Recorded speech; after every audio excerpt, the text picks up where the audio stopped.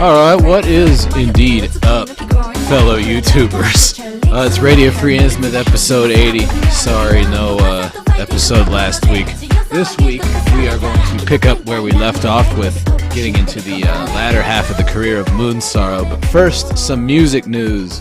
We had a new album dropped by Infamous that is well worth checking out if you're into really interesting Italian black metal with penchant for long-form melodies and ambiance in the style of, I don't know, sort of like if Ildjarn wrote a Satanic War Master album, if that makes any sense. I did an episode all about Infamous a couple months ago, so just go and listen to that. Should give you a good idea of what that's going to sound like. Also, there's a new Migwa English. My English is not good. I'm sorry. However you fucking say that Polish band's name, it's like MGLA, but the L has a slash through it, makes it like a W noise. It's like Migwa. They got a new album coming out. I covered them on the show a while ago too, so that's pretty good stuff. Also, there's two new Twice singles that came out that I'm sure nobody on here cares about, but I thought they were good. So if my memory serves me correctly, last week we left off with the third Moonsorrow album, Kiven Kantaya, where they were upping the level of complexity in their music. And having re-listened to that episode, I feel like I might have been remiss in my description of where their influences come from. See, I was talking mostly about how they were sort of a synthesis of Enslaved and Bathory, but in fact, Henry Sorvali has a fairly voluminous knowledge of metal in all of its forms, as well as general classical music, and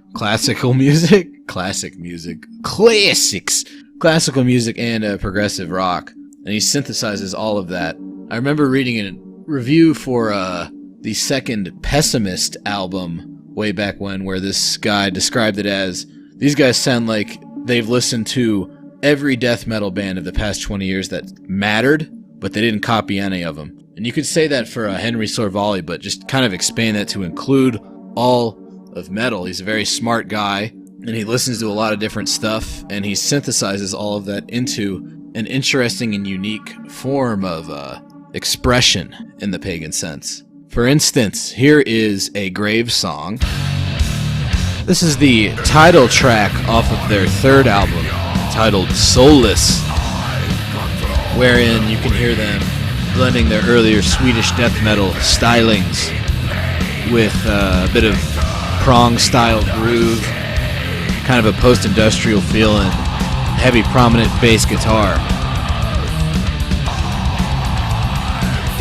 I covered this album on an older episode too, that was about Grave and Unleashed, I think. I did on the same episode. But why are we playing this? Well, because you wouldn't normally see that as something that would be an influence on a black metal band, but Moonsorrow were not only influenced by it, they covered it in their own unique style. So those grinding, grooving riffs are typical of Moonsorrow, but you can see how they came out of that Swedish death metal tradition. And they've put in a bit of counterpoint, taking some of that melody that was in the Grave version and putting it in the keyboards going against the guitars, instead of having it all come out of the guitars.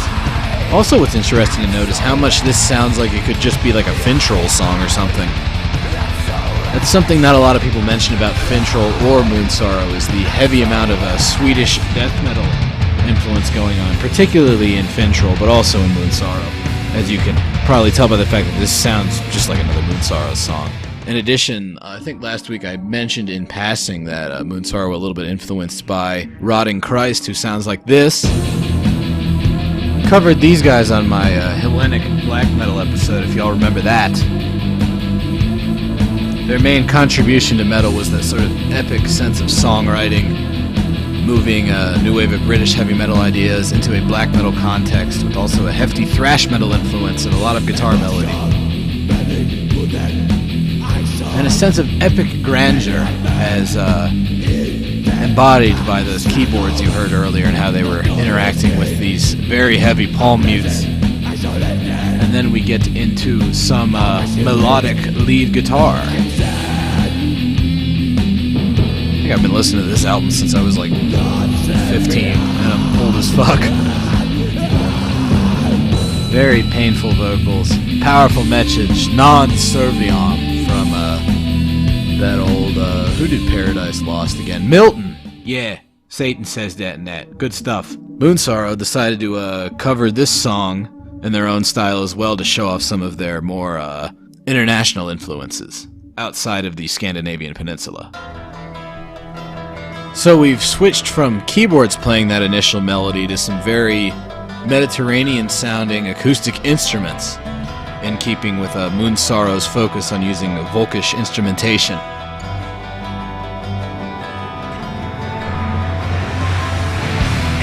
And instead of palm muting, now they're doing very Bathory-style bar chords.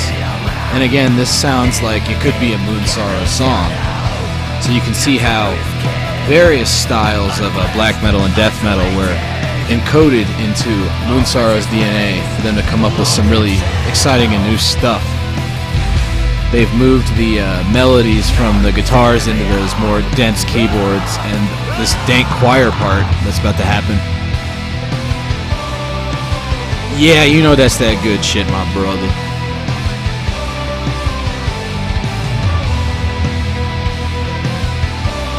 Moonsorrow always really good with the big epic choral stuff in conjunction with very heavy guitars, of course, that keep stuff from getting too gay.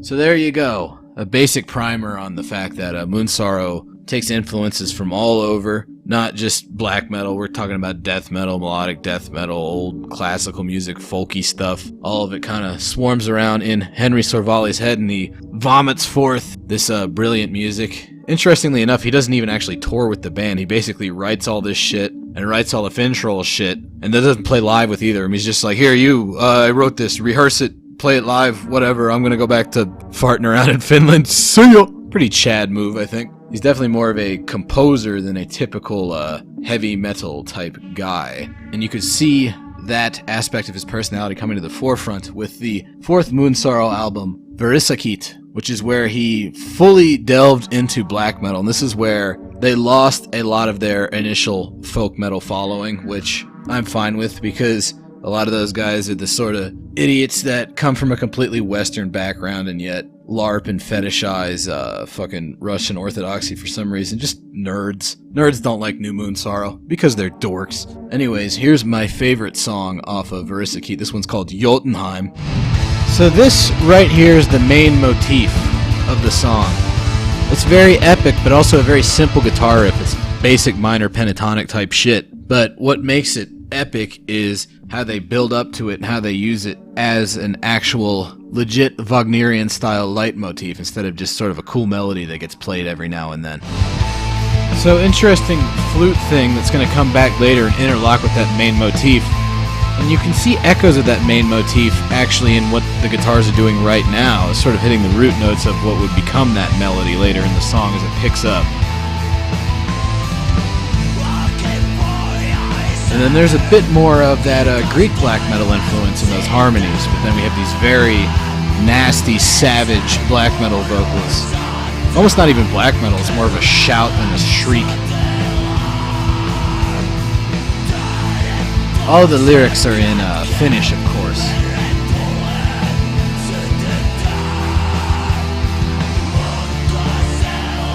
Pretty complex layering of harmonies right there. And then as the song turns towards that main motif, we get some more epic harmonies and a bit of acoustic guitar used to illustrate the fact that we are switching up the program.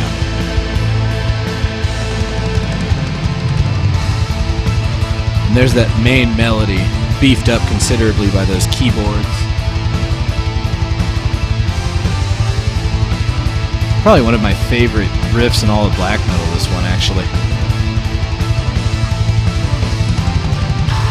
And see, that's what I mean when that keyboard thing from earlier kind of locks into that main motif, and you wouldn't even have realized it earlier on in the song that those two parts were going to go together. You know, you got your chocolate and my peanut butter, etc., etc. After that, they did an album called Chapter 5 Ravaged and an EP called Tulamirski. Tulomirsky was like redoings of old songs, a couple of covers, and then one half-hour long song. So it's like an hour and 10 minutes long, but they call it an EP because it's only like the one new song is just a half-hour long. Then Chapter 5, Ravaged, is just 2 half-hour long songs. So they got really crazy with the expansive song structures to the point where I actually had a hard time even like cutting out parts of those to play on this program because it all only really makes sense when it's all together like that. And like I said, the songs are like half an hour long. He got big into Wagner and Bruckner for those albums, much like Korthon from Bathory before him. On the album after that, which I'm not even going to attempt to pronounce, but I think it means in Finnish as Shadows We Walk Through the Land of the Dead or something. He went back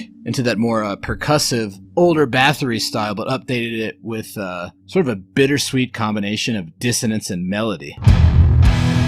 Very heavy Bathory influence right from the beginning of this song, which is the second full song on the album. There's 4 tracks. They're all about 15 minutes long, and they're separated by little interludes. Sort of a concept album about the end of the world and just general depression. The end of the world not in a physical sense, but rather a spiritual one. This one's definitely about the whole Nietzschean concept of the death of God, which if you've actually read any Nietzsche, you realize that that's not some edgy atheistic concept. Rather, it's a mourning for the loss of humanity's soul and a will to push towards something better.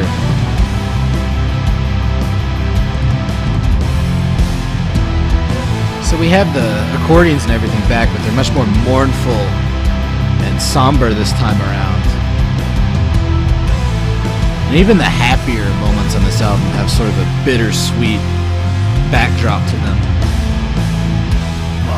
It's definitely not the easiest Moonsorrow album to listen to with how unremittently dark it is. And interestingly enough, the newest Moonsorrow album, the one that came out after that one, is even darker, but also quite a bit more aggressive. And because of that, it's a bit more uplifting. It's in keeping with the fact that everybody in Moonsorrow has what they term as different levels of pagan belief. They're all interested in the philosophy. Some of them are practicing pagans. Some of them just read about the philosophy. But they all have a very Germanic, well, not Germanic, in this case it's Finno-Ugric, but similar conception of the cyclical nature of life and death and the fact that history moves in circles rather than as a beginning and end in the sense of an Abrahamic faith. And because of that, they are able to go to dark places that somehow manage to be light again. Darkness and light coexisting instead of a strict duality. So you have their darkest, most black metal album. They actually put the corpse paint back on for this one. But because it's less maudlin than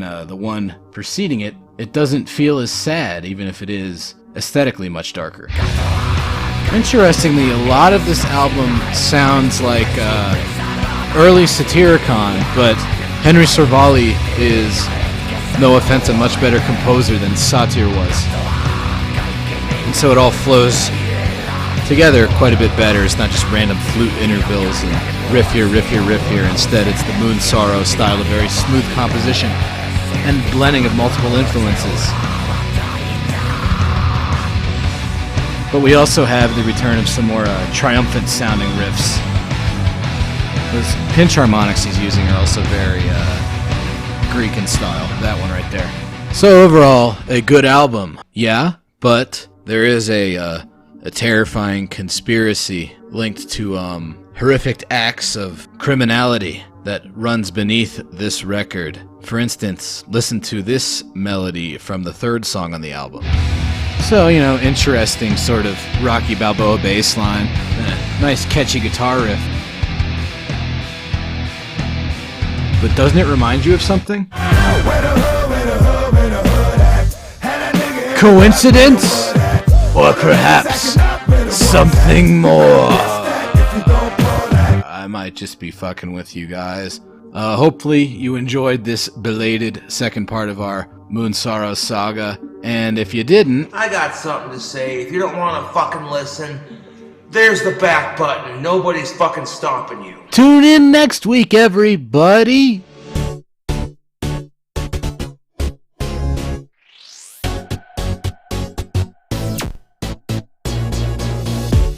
So we could sit there like talk about everything, really, like cornflakes. We were discussing. Gilda asked me like, so how do you like your cornflakes? You know, do you like them crispy or you like them soft?